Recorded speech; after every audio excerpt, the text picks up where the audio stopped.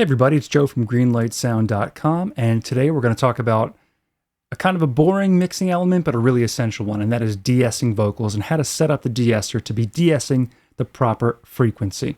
So the first thing I want to do is go straight into the audio. I'm going to bypass the compressor here so we don't have any de-essing going on at all. It's got a little bit of compression and EQ on the vocal, but that is it. So here is a very short phrase of the dry vocal, no de-essing. Was something stolen from my soul? So because we had a little bit of an air boost in our EQ of the top end of the vocal, we end up with some harsh S's in there that need to be taken care of. Now you can kind of just set up like a standard set and forget de-essing, but if you really want to dive in, what you want to do is find the specific frequencies that need to be de-essed. Studio One does not have a dedicated de-esser, but it has a preset within the compressor where you can set it up as a de-esser using the internal sidechain here. And of course, you could just set it up on your own if you wanted to as well. So this filter is really having the compressor react to whatever frequency range you set between the low cut and high cut filter. At this point, it's between 6 and 12K, pretty broad range. If you click listen, it's going to show you exactly what the filter is listening for. So you can hear those S's pop out, but I actually think that low cut can come down just a little bit to allow a little bit more of that upper mid range in.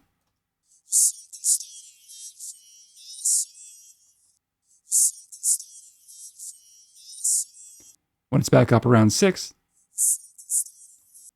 a little bit more around 4K. Now you don't want to go too far because then you're getting kind of into the core of the vocal sound. Turn that listen off. Was something stolen from my soul? Now we've got to set the threshold to get the amount of compression we want triggered by those S's.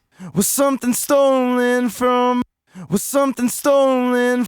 Was something stolen from my? Now here's the part where it's a really fine balance. You want to have enough compression on the S's to not be obnoxious, but not so much that it sounds unnatural or lispy. Listen as I bring the threshold way down, how unnatural it sounds. Was something stolen? Was something stolen from my soul?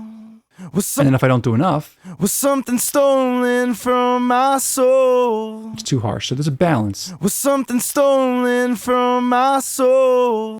Was something stolen from my soul? So we're getting quite a bit of gain reduction here, over 11 dB on those S's. But without, we get this. Was something stolen? And with the de-essing. Was something stolen from? You hear the S's, but they're not quite as obnoxious. Now, if you had a different style de-esser, I'm going to go to the Slate FG-DS. You do kind of the same thing. You have to put the mode in high frequency only to be able to sweep this knob around. Put it in that listen mode, and we just kind of sweep until we find that most obnoxious frequency for S's.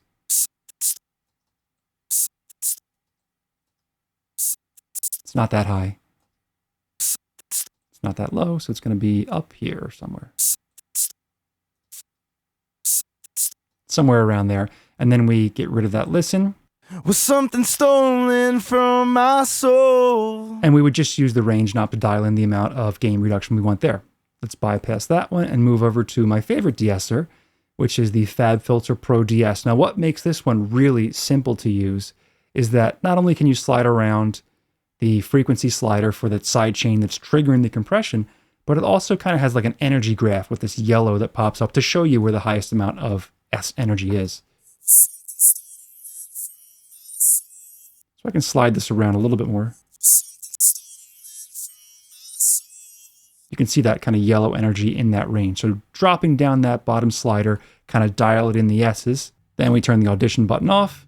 Was something stolen from my soul? The other really cool thing about the FabFilter is it has like this nice display graph showing how the S's are getting reduced a little bit. Was something stolen from my soul? What's triggering the compression and how much is being reduced.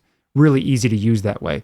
And if you wanted to do it manually, you could actually go in and kind of clip gain those S's down as well. But this is a really easy way to set it up with de-essers.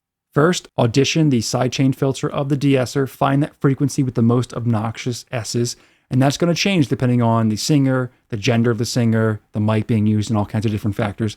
Find that spot, dial in how much gain reduction you want. Don't make it too much, don't make it too little.